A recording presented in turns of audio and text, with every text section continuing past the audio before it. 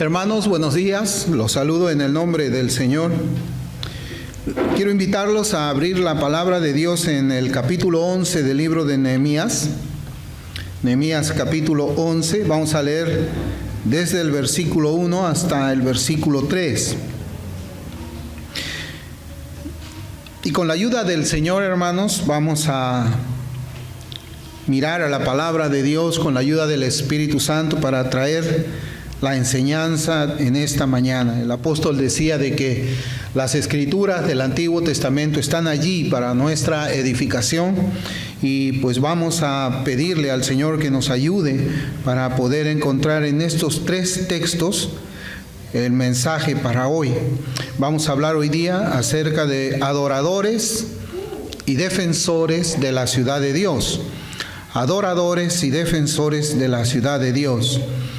Y la palabra dice: habitaron los jefes del pueblo en Jerusalén, mas el resto del pueblo echó suertes para traer 1 de cada 10 para que morase en Jerusalén, ciudad santa, y las otras 9 partes en las otras ciudades. Y bendijo el pueblo a todos los varones que voluntariamente se ofrecieron para morar en Jerusalén.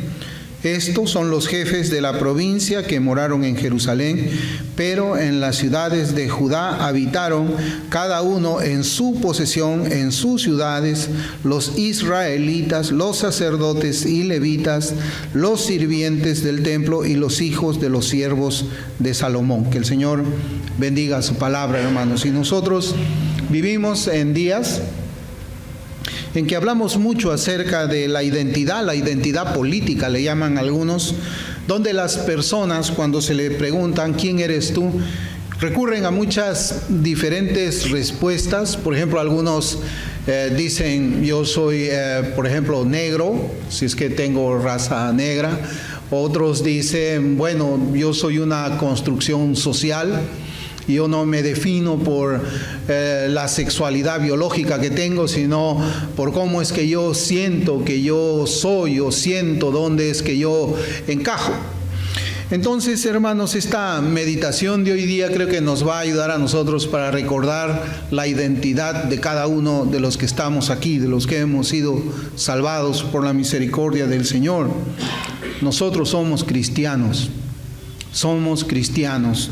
Y yo pienso que este texto, que es corto y hemos leído hace un momento, tiene, hermanos, para que podamos meditar muchísimo, profundizar muchísimo, pero por razones de tiempo sabemos de que vamos a ver lo más profundo que podamos de estos textos, ¿no? En este capítulo 11, que yo les pido que hoy día lo podamos leer en la casa, todo el capítulo, nos encontramos con otra lista de muchos nombres y lugares que posiblemente los omitimos cuando leemos las escrituras, pero estos nombres en el contexto de este libro son de una real importancia, como nosotros vamos a ver.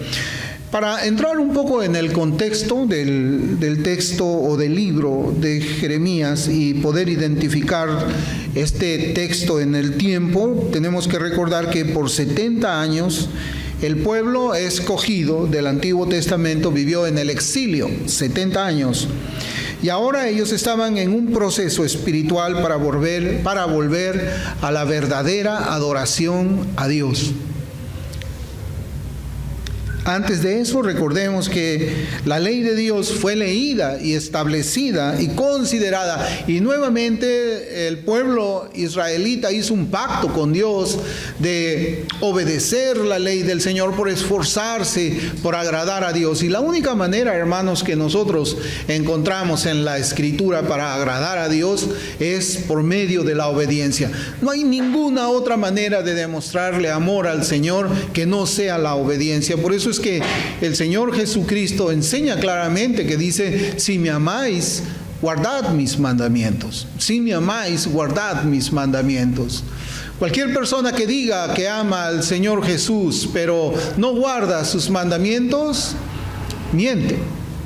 no le puede amar, porque para amar a Dios primero se necesita un cambio de corazón, como hemos visto en el capítulo 36 del libro del profeta Ezequiel, donde la palabra de Dios nos enseña que Dios quitará el corazón de piedra para poner en su lugar un corazón de carne, un corazón que sea capaz de amar a Dios con todo el corazón, con toda la mente, con toda la vida, con todas las fuerzas, y también enseña ahí mismo para poder obedecer el estatuto, los mandamientos y todo precepto que Dios nos ha dejado en su palabra. Es cierto que no podemos tener una obediencia perfecta, y eso, hermanos, es causa de dolor para el cristiano. El cristiano dice: ¿por qué no puedo obedecer todo perfectamente? Y se duele en el corazón, y eso también lo hemos estado hablando. Y vemos, hermanos, en este contexto que luego de reconstruir el templo que había estado en ruinas, luego de levantar las murallas que habían estado por los suelos, ahora ellos estaban organizándose para repoblar Jerusalén como parte final de ese proceso. Esto es más o menos lo que podemos resumir que hemos estado viendo hasta el capítulo 10. Y hacer todo esto, hermanos, hasta este punto que hemos leído en estos primeros 3 versículos, tenía y tiene un significado espiritual muy profundo para aquellos israelitas escogidos entre creyentes e incrédulos que estaban allí, y también para nosotros, como vamos a verlo en el transcurso de estos minutos, porque eso representaba, como ya les había mencionado, una renovación del pacto que Dios tenía con ellos. Pero el significado para la iglesia es aún, hermanos, muy especial, porque nos recuerda el propósito por el cual cada uno de nosotros ha sido salvado por la gracia de Dios. Nos recuerda el propósito de nuestras vidas aquí en la tierra como creyentes. Y es bueno, hermanos, que nosotros examinemos cada vez que la Escritura nos llama a poder no solamente identificarnos como cristianos, sino también conocer para qué es que estamos aquí en la tierra nosotros. ¿Por qué es que Dios no nos salva e inmediatamente nos lleva delante de su presencia? Porque Él nos da un propósito, y en la Escritura leemos muchos deberes que Dios nos ha dejado aquí en la iglesia, pero también fuera de la iglesia, en la arena secular, como nosotros decimos, ¿no? Y vemos, pues, de que ahora estos pobladores estaban organizándose para repoblar Jerusalén como la parte final de ese proceso. Hermanos, eso es lo que nosotros estábamos viendo.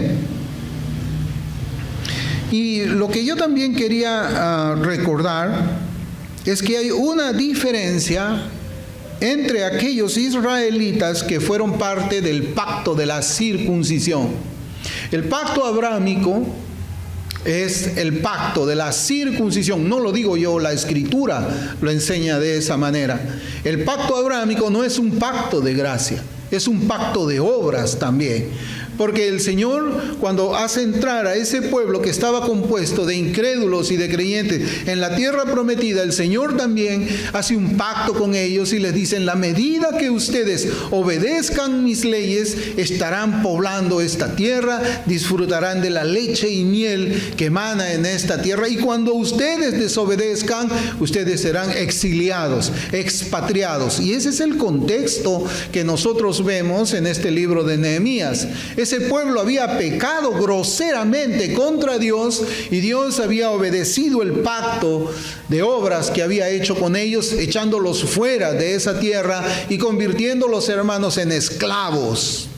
Esclavos, porque así mismo lo dice este pueblo del gobierno persa. Eso es lo que vemos ahí. Entonces hay una diferencia entre aquellos israelitas que estaban dentro del pacto de la circuncisión, donde alguno de ellos podía obedecer a Dios de todo corazón, mientras que otros solamente lo obedecían en la carne.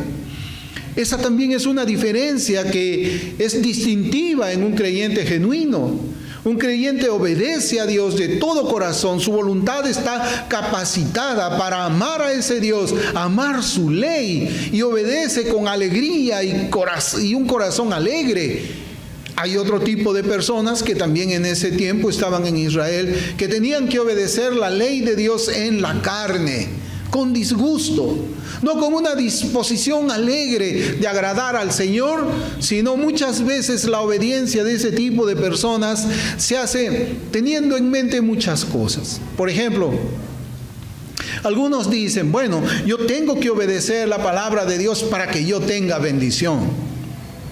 Yo tengo que obedecer la palabra de Dios para que yo no sea castigado por Dios.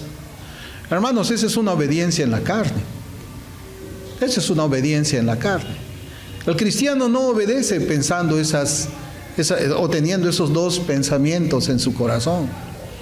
El cristiano obedece porque su naturaleza ha sido cambiada. La naturaleza del creyente ahora es copartícipe de la gracia divina.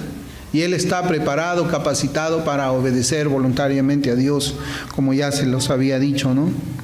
Entonces hay una diferencia entre los del pacto de la circuncisión y los que están o son miembros del pacto de gracia, donde cada uno ha sido libertado de la esclavitud del pecado. Eso hay que observarlo, para ser hecho voluntariamente esclavo de Cristo. El hombre nunca es libre. El hombre o es esclavo del pecado o es esclavo de Cristo. Solamente que el hombre tiene que escoger.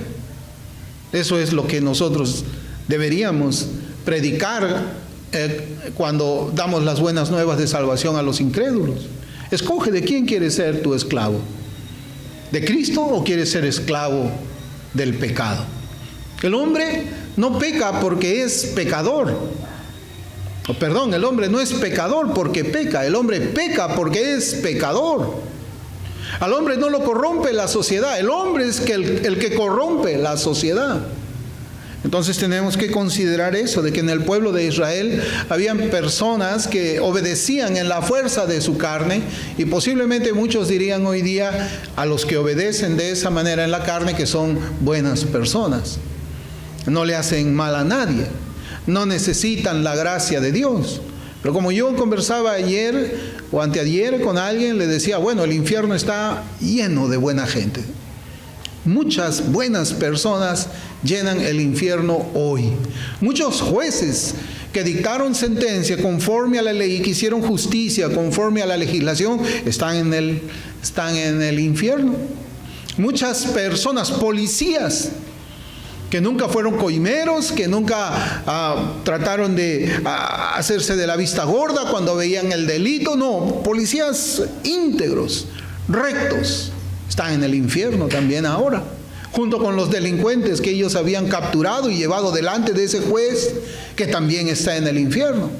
Una cosa es estar en el pacto de gracia y otra cosa es estar en el pacto de obras. Una cosa es ser un cristiano y otra cosa es ser una buena persona. El cristiano no es una buena persona. El cristiano es un esclavo de Cristo. No es un esclavo de Cristo. Entonces, hermanos, la aplicación de estas palabras de Dios nos recuerda el propósito de nuestra salvación. Yo les había hablado de el propósito nuestro de ver aquí en la tierra. Uno, nos escogió para que fuésemos santos y sin mancha. Así dice la Escritura en Efesios 1:4.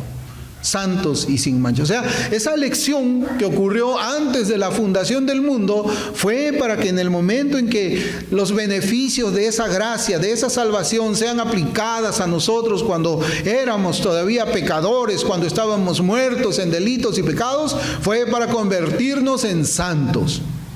Esa es una primera aplicación. Segundo, nos comisionó para ser la luz del mundo y la sal de la tierra. Eso vemos en Mateo 5. Lo sabemos que la luz del mundo es llevar el evangelio a toda criatura, la luz que alumbre las tinieblas, y la sal de la tierra ya sabemos que es, pues, evitar la corrupción.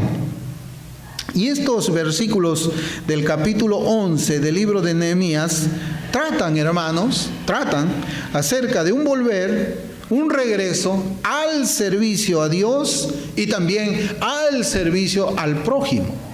Eso es lo que tratan esos 3 versículos. Y allí vemos que la Escritura nos recuerda lo que debemos ser como cristianos y también para qué cosa estamos aquí en la tierra. Cómo debe ser un cristiano y qué cosa es lo que es nuestro deber mientras estamos aquí en la tierra.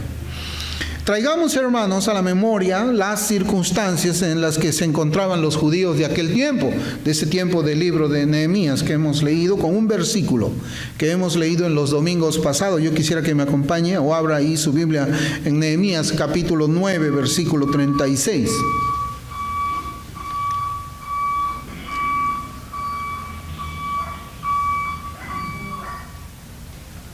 Yo voy a leer de la versión de la Biblia de las Américas en Nehemías 9:36. La palabra de Dios dice: He aquí, hoy somos esclavos. Y en cuanto a la tierra que diste a nuestros padres para comer de sus frutos y de sus bienes, he aquí, somos esclavos en ella. 2 veces hablan ellos y dicen: somos esclavos. En esa ciudad reconstruida, donde las murallas habían sido acabadas, el templo había sido levantado, donde se estaba repoblando nuevamente la ciudad, donde se estaba estableciendo el culto de adoración a Dios, ellos dicen: somos esclavos en este lugar. Y ese versículo pues nos habla de la situación en la que se encontraban aquellos judíos. Y eran circunstancias difíciles, hermanos. Eran circunstancias difíciles. Y tenemos que ver, hermanos, como que nos pudiésemos trasladar, así como ese dibujo animado que dice el libro de la vida. Y son unos niños que son trasladados a ese tiempo. No sé si es que los han visto junto con un robot.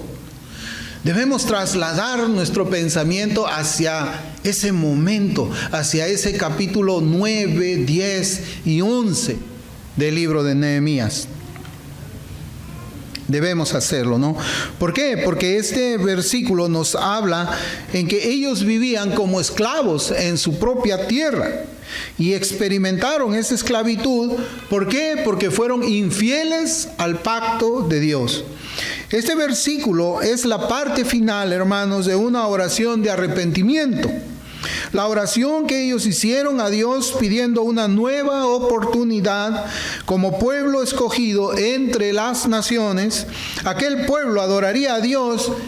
Mire, aquel pueblo adoraría a Dios en medio de un ambiente hostil. En medio de un ambiente hostil.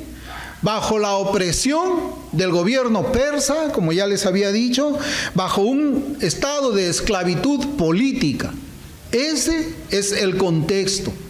Eso es lo que nosotros tenemos que tener en nuestra mente y nuestro corazón para poder comprender la Escritura. Viajar en nuestra mente al tiempo y ver que ellos estaban en una situación muy difícil, y esa situación difícil es la que hoy día también la iglesia vive. Hoy día también la iglesia vive. Y esa es la forma en que Dios estaba concediéndole gracia a ellos. En medio de toda esa dificultad, en medio de vivir sabiendo que habían unos enemigos acechándoles, esa es la situación en la que ellos estaban todavía recibiendo gracia de parte de Dios. Entonces vemos aquí que Nehemías pidió carta al rey porque sabía esa hostilidad. Ustedes recordarán que en el capítulo 1, cómo es que Nehemías comienza a hacer los preparativos, y dentro de esos preparativos estaban pedirle carta al rey. ¿Para qué? Para tener protección. Para tener protección. ¿Por qué? Porque los judíos tenían muchos enemigos. Así como en el pueblo de Israel habían enemigos, hoy día también hay enemigos de la iglesia de Cristo.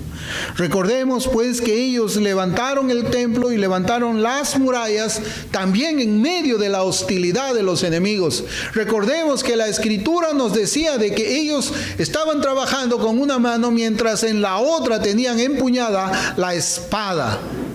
Esa era la hostilidad. Y ahora había llegado el momento de adorar a Dios. Tenían que adorar a Dios en medio de esa hostilidad, hermanos. en medio de esa hostilidad. Es una hostilidad, hermanos, que ustedes, quizás si es que a veces prestan atención a las noticias, vive todavía el pueblo de Israel. Israel vive rodeado de enemigos. Israel en Jerusalén, la capital. Allí, hermanos, existe un sistema de alerta cuando hay bombardeos, porque ellos han tenido que diseñarse un sistema de defensa antimisiles. ¿Por qué? Porque ellos viven en un ambiente hostil, así como ellos. Y nosotros como iglesia también vivimos dentro de un ambiente hostil. Es la misma situación, como yo les digo, en la que nos encontramos nosotros como cristianos en estos días, que nos mantenemos firmes en nuestras convicciones bíblicas y no transamos la verdad de Dios por ganar el favor del mundo, ni mucho menos buscamos el favor de aquellos que promueven el aborto, que promueven la agenda LGBT y otras perversidades más. Cuando tenemos, hermanos, esa actitud bíblica en nuestro carácter, nosotros nos ponemos en medio de un ambiente hostil, en medio de un ataque, el ataque del mundo, el ataque de las agendas progresistas, el ataque de aquellos que sirven a Satanás en las posiciones políticas que estamos viendo ahora y que pues reciben el apoyo y promoción y defensa de los diferentes gobiernos del mundo. Nosotros estamos en la misma situación de aquellos israelitas, adorando a Dios en medio de la hostilidad religiosa de esa nueva religión que la llaman la Agenda 2030. Es una religión. El marxismo es una religión también que se opone a la religión cristiana. Entonces, hermanos, así como aquellos judíos renovaron el pacto de fidelidad a Dios, de todo el odio sobre ellos, de Dios, en medio de todo el odio sobre ellos de parte de los reyes de la tierra, de la misma manera estamos hoy nosotros. Y debemos renovar nuestro pacto de fidelidad a Dios en medio del odio hacia la fe evangélica, a la fe protestante, en medio del odio a la verdad, porque esas personas odian la verdad, en medio del odio al Señor Jesucristo y en medio del odio a su iglesia. Esa es la realidad en la que vivimos.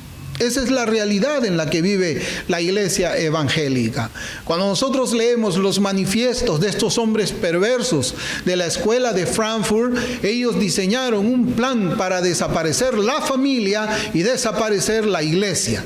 Y ellos están teniendo mucho éxito, podemos decir. Pero sabemos que la Escritura nos enseña por las palabras del Señor Jesucristo que las puertas del Hades no prevalecerán contra la iglesia, la verdadera iglesia.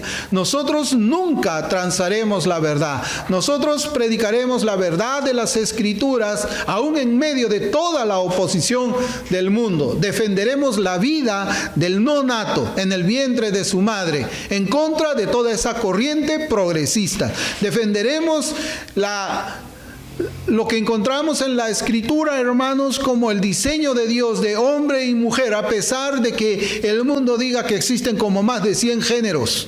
Son hombre y mujer. Y eso nos pondrá a nosotros inmediatamente bajo la mirada del enemigo, que son muchos, pero Cristo está de nuestro lado. En Nehemías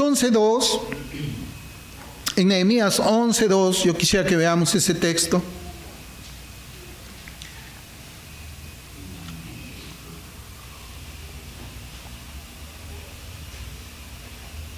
Nehemías 11:2, la Escritura dice: y bendijo el pueblo a todos los varones que voluntariamente se ofrecieron para morar en Jerusalén.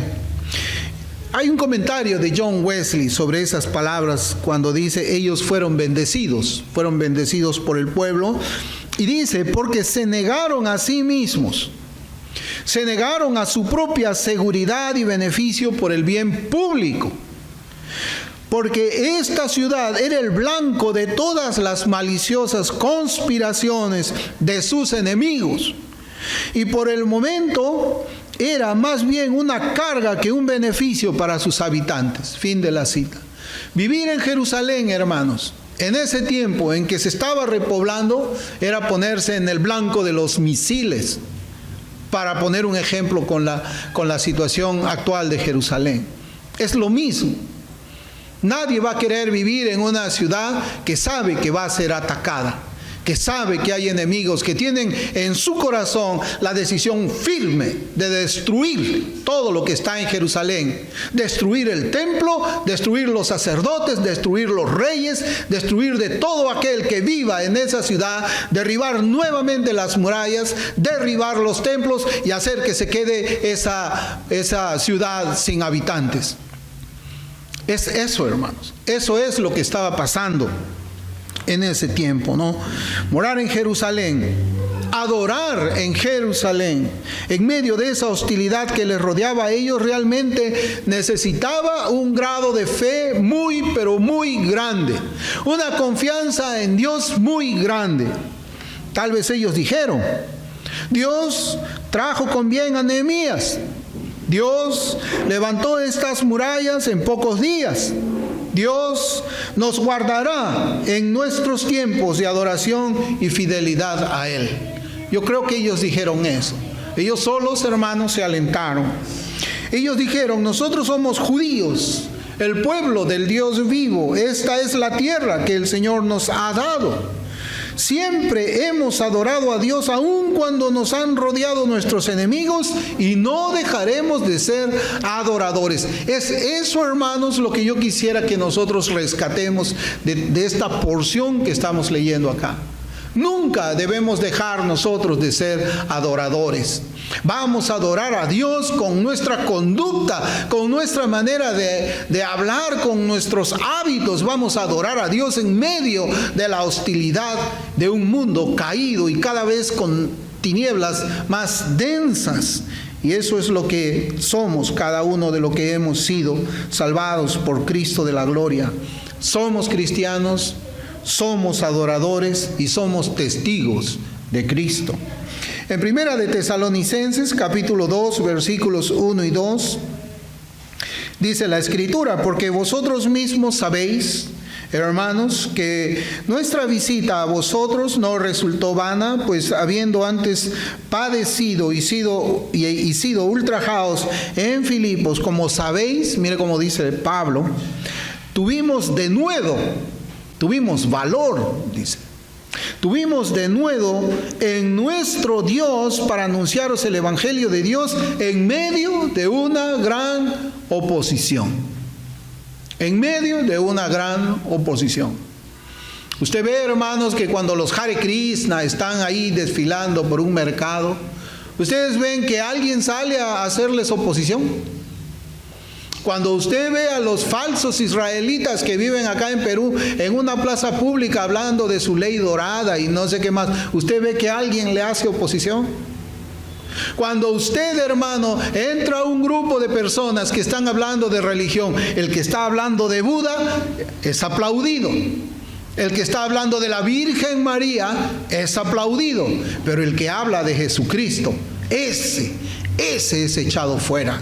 Ellos aborrecen a Cristo. Ellos pueden aceptar cualquier deidad, pero el nombre de Jesucristo no lo soportan. Y nosotros tenemos que ser testigos de Jesucristo en una sociedad que es así de hostil.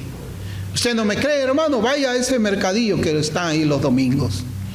O vaya a México y hable algo en contra de la Virgen de Guadalupe. Ahí sí ellos van a echársele encima, como se dice. Ellos están contentos con cualquier divinidad que no exija santidad, que no exija un estilo de vida justo, recto, y que camine en la verdad, en la gloriosa verdad de las Escrituras.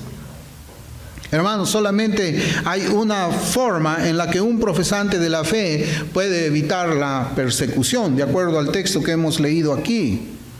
Es callando el mensaje del Evangelio o predicando un evangelio amigable con el pecado, un evangelio que es amigable con la corrupción moral. Solamente así, hermanos, usted va a ser bienvenido en cualquier lugar al que vaya. Pero nosotros somos cristianos. Nosotros somos testigos de Jesucristo. No somos de los que se atemorizan frente a los grandes opresores y enemigos de Jesucristo. No somos de los que retroceden para perdición, sino de los que tienen fe para preservación del alma, como dice Hebreos capítulo 10, versículo 39. O como lo dice el apóstol Pablo en su carta a los Filipenses, en Filipenses capítulo 1, versículos 27 y 30. Si usted lo abre ahí en la Biblia, Filipenses capítulo 1, 27, 30 al 30, la Escritura dice: solamente que os comportéis como es digno del Evangelio de Cristo. Mire, el Evangelio no es solamente un mensaje, es un estilo de vida, hermanos. Es una manera de vivir la vida, de hablar, de comunicarnos con los demás. Dice, solamente que os comportéis como es digno del Evangelio de Jesucristo. Eso es lo que hace un cristiano. Para que, o sea que vaya a veros o que esté ausente, oiga de vosotros que estáis firmes en un mismo espíritu, combatiendo unánimes por la fe del Evangelio. Y en nada intimidados por los que se oponen, para que para ellos ciertamente es indicio de perdición, mas para vosotros de salvación, y esto de Dios. Porque a vosotros, a los cristianos, os es concedido a causa de Cristo no solo que creáis en Él, sino también que padezcáis por Él, teniendo el mismo conflicto que habéis visto en mí y ahora oís que hay en mí. Nosotros siempre hemos hablado y hemos defendido de que la fe es una gracia de Dios, es un regalo de Dios. El Señor nos da gracia, nos da fe por gracia. Nosotros creemos no por nosotros mismos, sino que Dios de alguna manera misteriosa nos mueve, nos regala el don de la fe. Y así con la fe también viene de regalo, hermanos, la persecución. Eso es lo que nos concede Cristo. El puritano John Trapp comenta acertadamente diciendo: y en nada intimidados. Una metáfora de los caballos cuando tiemblan y están terriblemente asustados. El que teme a Dios no debe temer a nadie más. Salmo capítulo 3, versículos 6 y 7. Pero con el caballo en Job capítulo 39, versículo 22, se burla del miedo y no se asusta, ni se apartará de la espada. Nosotros no somos intimidados por nadie. Y eso, hermanos, como vamos a ver, es la diferencia entre un adorador verdadero de alguien que no adora verdaderamente a Dios. Pablo nos dice que no nos intimidaremos frente a los que se oponen. No nos vamos a intimidar. Y John Trapp nos dice que el cristiano se burla del miedo y no se asusta ni se aparta de la espada. No se aparta el cristiano de la espada. Y eso debe traernos a nosotros esa forma en que estaban construyendo en el tiempo de Nehemías los muros con una espada en las manos. Nosotros somos cristianos, hermanos. Esa es nuestra identidad después que nacimos de Dios. Eso es lo que somos cristianos. Y no huiremos por miedo al hombre y a la muerte, porque somos cristianos. No callaremos el mensaje de Cristo porque somos cristianos. Nos enfrentaremos a los poderes y principados de las tinieblas que mueven a los hombres en las posiciones gubernamentales. Nos enfrentaremos a ellos. ¿Por qué? Porque somos cristianos. Simplemente no podemos dejar de ser lo que somos. Somos cristianos. Pero también estaban aquellos quienes fueron llamados por su nombre. Ahí es donde encontramos en la Escritura.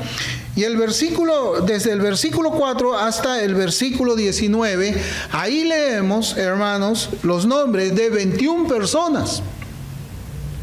21 personas que fueron identificadas de una forma específica. El Espíritu Santo inspiró para que los nombres de esas personas quedasen registrados en su santa palabra. Eran nombres de personas que debían ser recordados por nosotros. Ellos igualmente iban a estar en medio de lo que sería el objetivo de los enemigos del pueblo de Dios. ellos, los que fueron también llamados, esos 21 hombres y sus familias, iban a ir a Jerusalén, sabiendo que iban a ser el objetivo de los enemigos del pueblo de Dios. Y hay un hecho, hermanos, que no podemos pasar por alto en cuanto a la selección de los hombres que nosotros vemos ahí. Y a veces necesitamos pues leer la Escritura con mucho detenimiento para darnos cuenta de ciertos detalles que hay allí. Y hay un hecho que no debemos pasar por alto, yo les decía en cuanto a esa selección de hombres que debían vivir en Jerusalén, y lo leemos en el versículo 4. Mire, abra la Biblia, no hemos leído ese texto, pero mire cómo dice el versículo 4.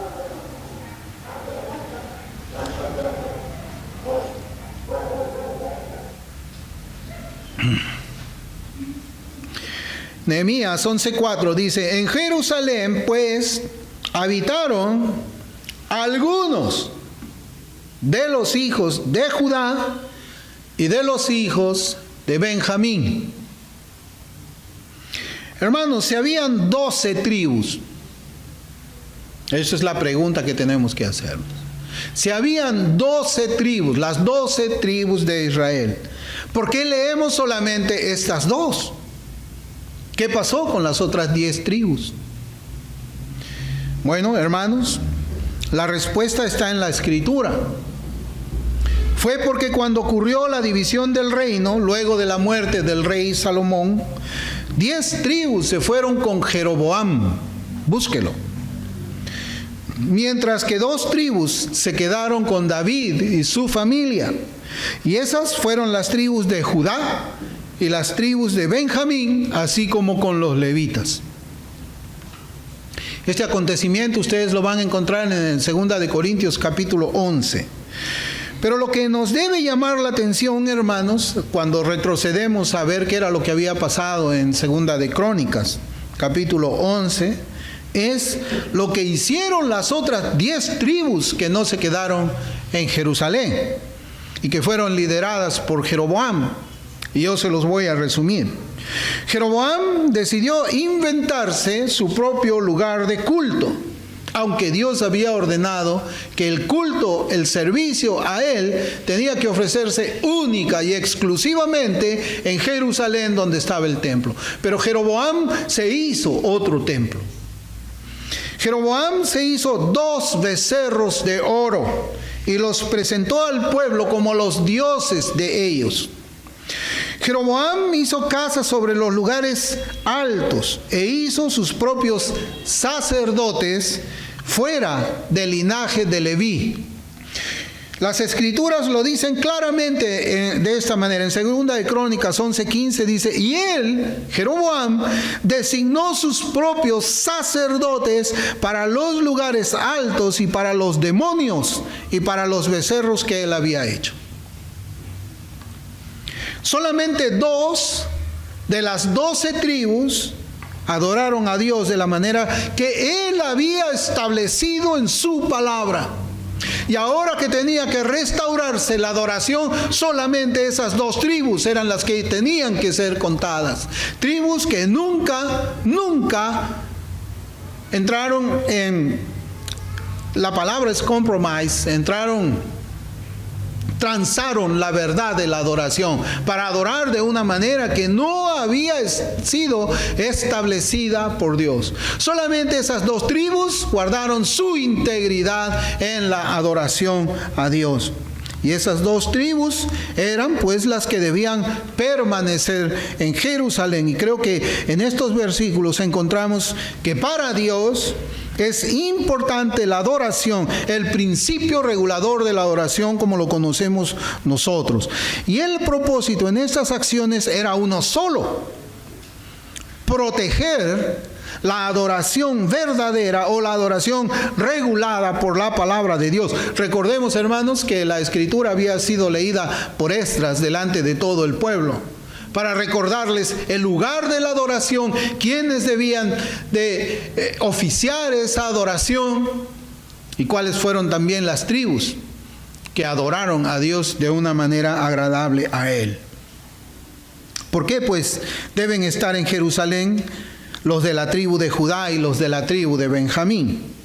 porque solamente, hermanos, yo quisiera que esta parte, yo he llegado a entenderla en estos años que yo tengo como creyente, solamente los verdaderos adoradores, los que adoran a Dios en espíritu y en verdad, solamente ellos conocen a Dios de una manera verdadera y cercana. Solamente los que adoran con temor y temblor conocen la santidad de Dios y tienen comunión íntima con Él. Y como conocen a Dios, solamente ellos estarán dispuestos a defender la ciudad con sus propias vidas sin retroceder una sola pulgada. Hermanos, estos años ha habido debates acerca de cómo es que debe de adorarse a Dios. Antes no los hubo. Estos debates nacieron con el nuevo calvinismo, ayudados del artículo infame de Albert Mohler del triaje doctrinal, donde decían, bueno, la adoración es una doctrina terciaria. No debemos discutir, no debemos separarnos acerca cómo es que debe ser adorado. Debemos estar unidos solamente en las doctrinas de la gracia y en las olas de la reforma. ¿A qué dio lugar a esto, hermanos? A que se levantase una adoración psicodélica sin ninguna vergüenza en los conciertos de John Piper, invitando a un rapero llamado Lee Craig, que en el escenario hacía movimientos sensuales y sexuales delante del pueblo de Dios.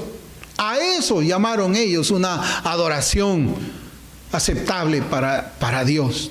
Y fueron ellos quienes comenzaron a acusar a nosotros, quienes entonamos himnos como ustedes adoran y como yo adoro en estos días. Ellos, hermanos, nunca van a defender al Señor de la manera como lo haría alguien que adora a Dios de una manera obediente. Porque saben, porque ellos no tienen comunión íntima con el Señor. Ellos son de las otras tribus. Ellos no son de la tribu de Judá y de la tribu de Benjamín. Ellos son de las otras 10 tribus. Ellos son de los que se inventan su adoración, se inventan sus becerros, se inventan sus pastores famosos, se inventan sus doctrinas famosas y todas esas cosas. Nosotros estamos anclados en la palabra de Dios y nuestro corazón está anclado en Jesucristo, nuestro Salvador, y le adoramos a Él de la manera como Él ha dicho que tiene que ser adorado. Si hacemos una comparación, nosotros seríamos de la tribu de Judá y de la tribu de Benjamín.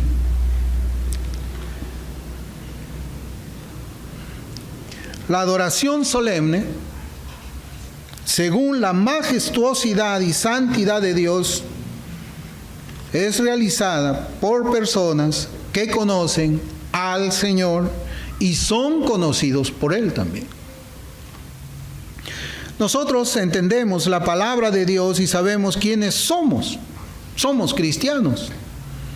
Y también sabemos para qué estamos aquí en la tierra. Sabemos que estamos aquí para contender ardientemente por la fe que ha sido una vez dada a los santos. ¿Dice así la Escritura o no dice así? Y estamos aquí también para que sea que comamos o sea que bebamos, hagamos todo para la gloria del Señor. Estos pasajes, hermanos, que hemos leído nos enseñan, pues, la restauración de la adoración en Jerusalén, donde estaba el templo, el lugar designado para la adoración. Fíjense, hermanos, porque acá también tenemos que mirar una analogía. Se estaba restaurando la adoración en Jerusalén, donde estaba ¿qué? El templo, que había sido restaurado, que había sido designado por Dios para la adoración, y el pueblo de Dios debía habitar. Miren, hermanos, el pueblo de Dios debía habitar alrededor del centro de adoración. Ahí es donde habita el pueblo de Dios. Alrededor del lugar donde se hace adoración a Dios. Pero nosotros ya no tenemos un templo. No tenemos un templo donde adorar. De hecho, hermanos, nosotros somos el templo ahora. Nosotros somos el templo. Así lo enseña el apóstol Pablo. Y donde sea que nosotros vayamos, el templo de Dios también va con nosotros. Como aquella tienda que era trasladada por el desierto a donde los israelitas iban. Hermanos, nosotros somos cristianos. Nosotros amamos al Señor con todo nuestro corazón, con toda nuestra mente, con toda nuestra vida. Nosotros, por ese amor que le tenemos a Él, nosotros estamos acá para predicar el Evangelio. Estamos para hacer la luz y la sal. La luz y la sal. Donde sea que vayamos, Dios es llevado con nosotros. Incluyendo, hermanos, aquellos lugares donde existe la impiedad y el pecado. Y donde debemos ser lo que somos como cristianos, la sal del mundo. Previniendo y resistiendo la descomposición moral del mundo en el cual estamos nosotros como peregrinos. Hay una relación, hermanos, entre esos textos que hemos leído con nosotros como iglesia del Señor. Que el Señor pues nos ayude para ser esos cristianos que la Escritura enseña, revela en la palabra escrita de una manera muy clara. Vamos a orar.